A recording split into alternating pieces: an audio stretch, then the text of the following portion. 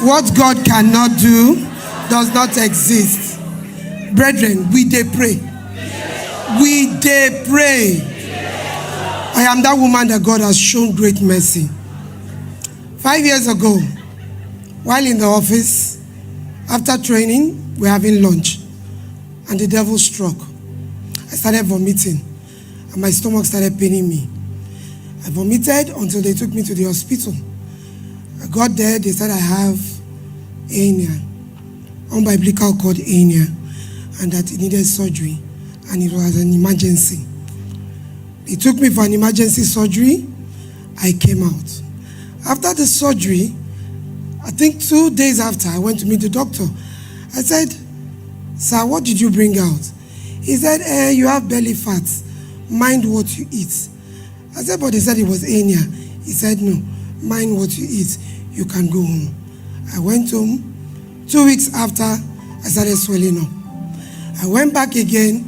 They said, "It's what you are eating." I said, "What am I eating? Is it amala that I'm eating that is disturbing me?" They said, "Okay, fine." I resorted to drinking ogi, but the stomach kept swelling up, and I started tying my stomach. A doctor saw me and said, "Madam, why are you tying your stomach? You just had a surgery. This stomach is going to open again. Lose that thing. Go back to do a scan. You have fibroid." I said, "I can have fibroid. Someone that just did an operation like 3 weeks ago, having fibroid. Does fibroid just appear like that?" He said, "Go." I went, I did a scan, and the scan showed I had fibroids. I went back to the doctor.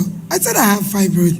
He said, "Okay, there's this herbal thing you can take. Or maybe, since you've already had kids, the fibroid will shrink." I went for the option of shrinking. I said, "I'm not going to do herbal medication." Brethren, 5 years later, my fibroid grew into 5 children in one. And as at last year, I started fainting. I started having dizzy spells. I started having breathlessness. And that was when I now went to FMC, Ebute Meta. A lot of tests were conducted on me until we did a CT scan, because they said the fibroid was too big. So they needed to see the size of the fibroids. And when I came back with the results, because I didn't understand what was on it, I just actually did a CT scan, and I gave the doctor the result. The doctor went and he said, "Madam, you have leiomyosarcoma, and that is cancer of the womb." You know what I told the doctor? I told the doctor, I said, "What you see now, you will not see again, because I am on the altar of fire." And I went home. When I got home, the following week, that was on Monday, that was in the month of April, when Daddy started praying, he said, "That evil result, tear it." I just picked it up and I tore it. After I tore it, that same week, Daddy kept saying, "Leiomyosarcoma, I command you, be reversed, be reversed." I said, "That is my word." Brethren, at this time, I was done. I was finished. I was very weak. I was losing weight. I lost blood. I lost everything. I lost all the nutrients in my body. Then that same week, Daddy kept saying, "Leiomyosarcoma, be reversed."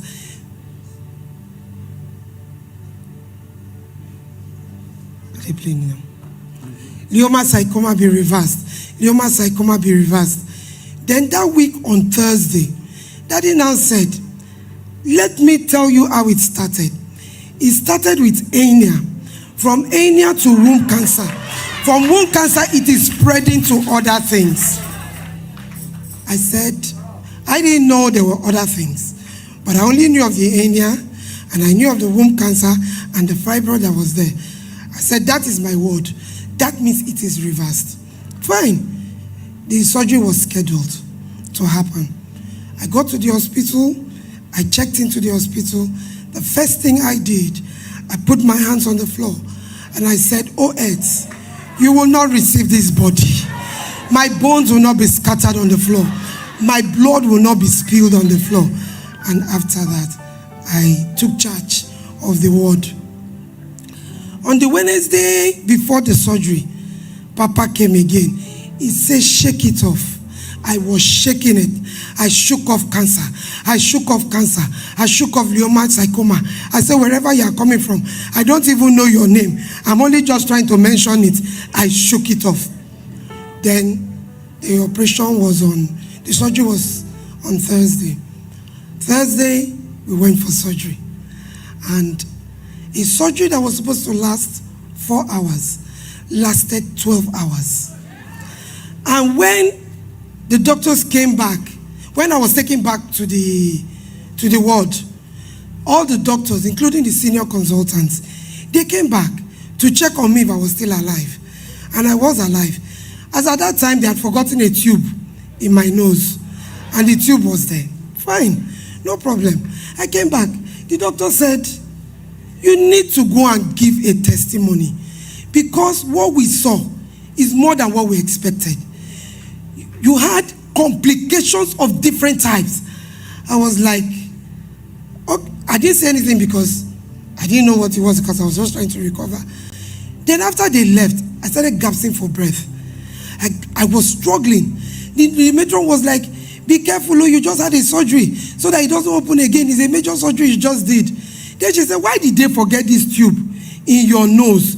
And I was already bringing muco. I was bringing out muco from my mouth. They were using hands to remove it. My sister was using everything she had to remove it. The matron said, no.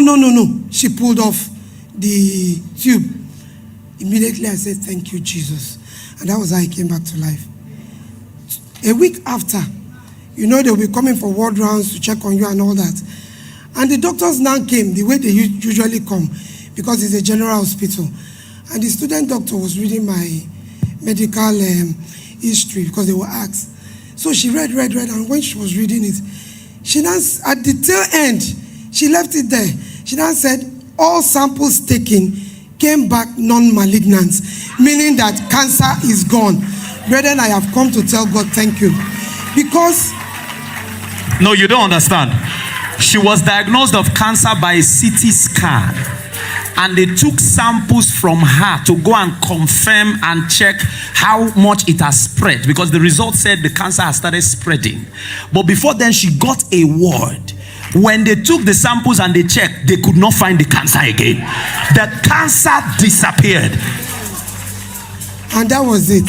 2 weeks after, they told me to come back to confirm that it was actually gone. Immediately, the doctor opened the result, because they don't allow you see, it's a digital thing.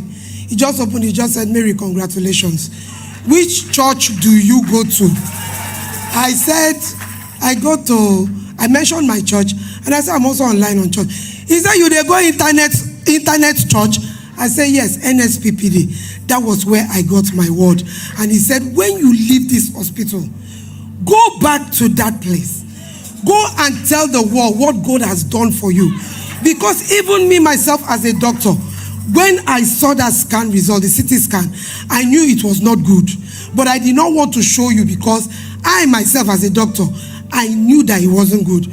So go back and tell God, thank you publicly. And that is what I'm doing. EL-Roi, the God that sees me, I have come to tell him thank you. Brethren, I have a second testimony. After the surgery, even before the surgery, I used to have this very bad back pain, close to the spine, not knowing that the fibroid has started growing towards the spine. So that pain was there for a while. Then there was a testimony that was shared. That's after my surgery. A testimony was shared. A woman from Senegal was talking about she having pains at her back, and that she went for all manners of tests, and they told her she's going to live with the pain for life. And she now listened to Daddy, and Daddy said that pain on your back is reversed, and she got an instant miracle. Brethren, immediately I tapped into that testimony. I said, you this back pain, I command you out. Immediately the pain ceased. Till today, I have not felt that pain. I am healed totally. Daddy, I want to appreciate you. I want to say thank you for allowing yourself to be used It can only be God. Thank you so much. What God cannot do does not happen.